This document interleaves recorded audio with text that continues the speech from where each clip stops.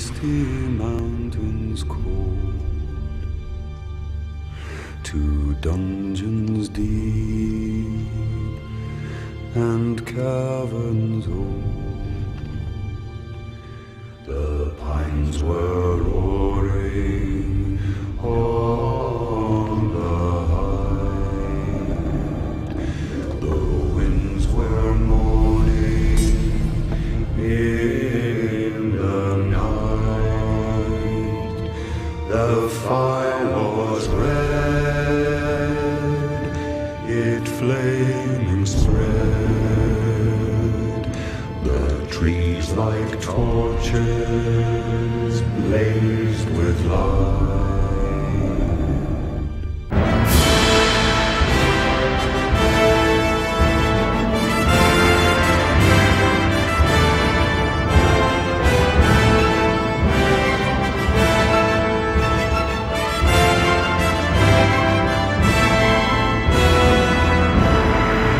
Hey guys, as you know, I saw The Hobbit last night, which is yesterday, December 14th, and me and my friend Jazmine saw it. And before I get to that, I want to talk about my likings of The Lord of the Rings. I never heard of it at first.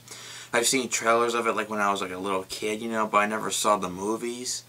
And then growing up, you know, like watching Nostalgia Critic, I saw him do that old versus new comparison with the Lord of the Rings, you know, the Ralph Bakshi version and the Peter Jackson versions. During May of 2010 or something like that, you know, I decided to go to get the movie, so we were at Walmart at one point shopping, you know, for groceries, and I thought, you know what, I'll just get all the Lord of the Rings movies plus the cartoon. The cartoon of this is not bad, to be totally honest. I mean, the only downside to this is that there's only two stories, you know, the Fellowship and the Two Towers, but not the Return of the King, which is kind of a downfall. But hey, there were some issues that they had, you know, they had to get it done, so I can understand that. It's got good voice acting, you know. You got, what's his name, John Hurt doing the voice for what was it, Aragorn. Yep, Aragorn. And Aragorn kind of looks weird. I don't know, he just looks like a Native American for some reason. The Gollum in this movie is okay, but not as great as the Peter Jackson one, which I'll get to right now. Now, 2001 was The Fellowship of the Ring by Peter Jackson. And what can I say? It is a great movie, a fantastic movie. The Two Towers, I mean, another great movie, you know. Again, they're still going, you know, taking the one ring and putting it into the fire of Mordor. I mean, it's a great movie. Plus, it's got more kick-ass action scenes, which brings me to the next movie that has more kick-ass action scenes, which is The Return of the King. Now, this one was the finale, and it did a perfect job of ending, you know, how it's supposed to end. And it's just a great movie. I mean, the ending is great too. And it is kind of sad that Gollum dies in this one, you know, because he falls down the fire, and I'm like, oh, because I would have liked to see him turn good, like come back from being normal and all that stuff, you know, but it's just what it is. And I mean, it's just, you know, I mean, if you ever have the chance, guys, just see these movies. I mean, plus see this one too. The Hobbit is a fantastic movie. I mean, utterly fantastic.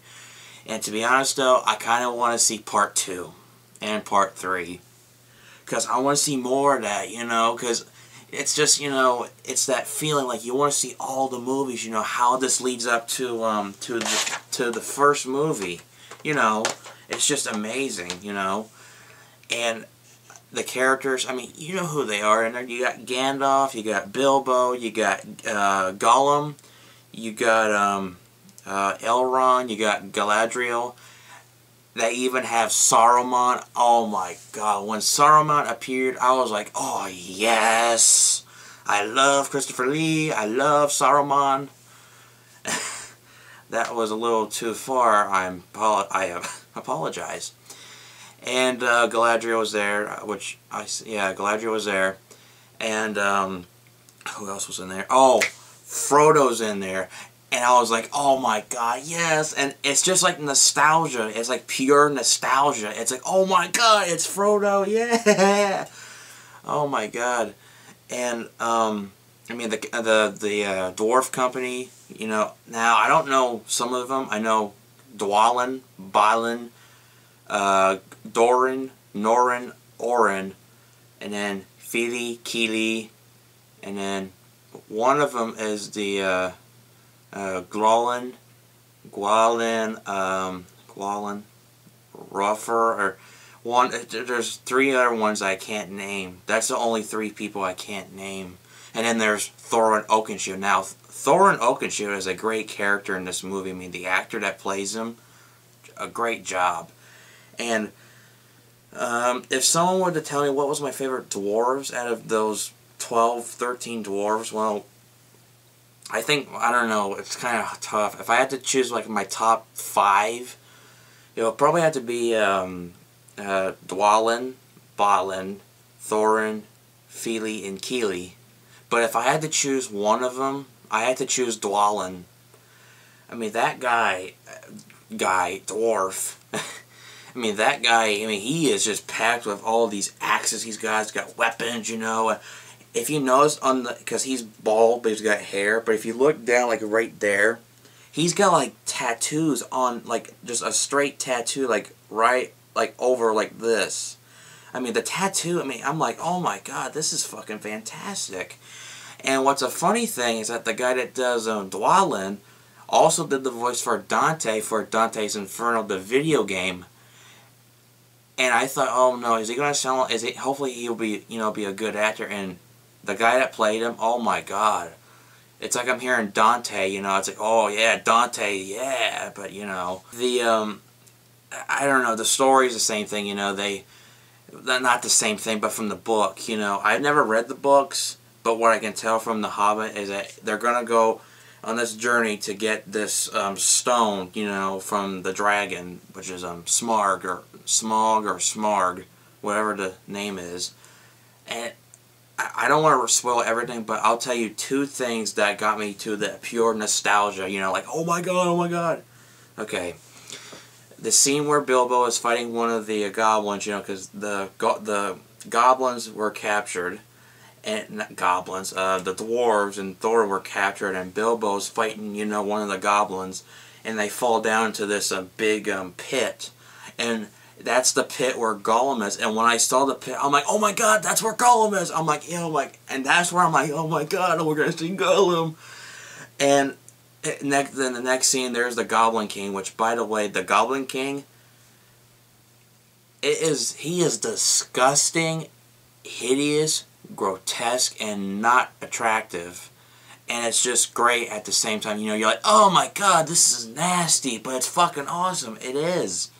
And then in the next scene, Bilbo wakes up, and remember how when Gollum's in the dark, you see those 2 eyes like light up?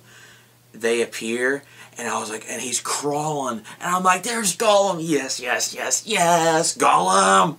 I love Gollum. I really do. When Gollum is hitting this goblin with some rock, with like a piece of rock or something fell out of his pocket, which is the ring. But when the ring popped out, I was like, oh my god, it's the ring! I was like, like a pure nostalgia mindfuck in my head.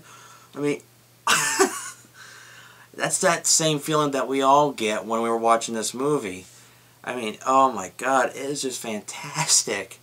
I mean, do I even need to tell you to go see this movie? If you haven't seen it, see it. Right now. Right now. Spend the money. Get some popcorn. Get some soda. Bring some... Dress up like one of the Lord of the Rings characters if you have to go in there.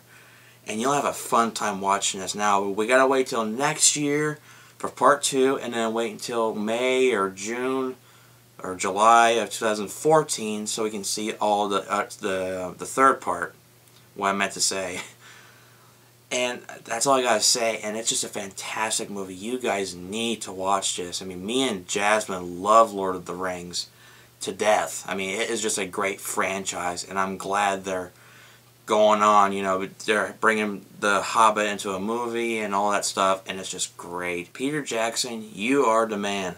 That's all I gotta say, and I'll catch you guys later.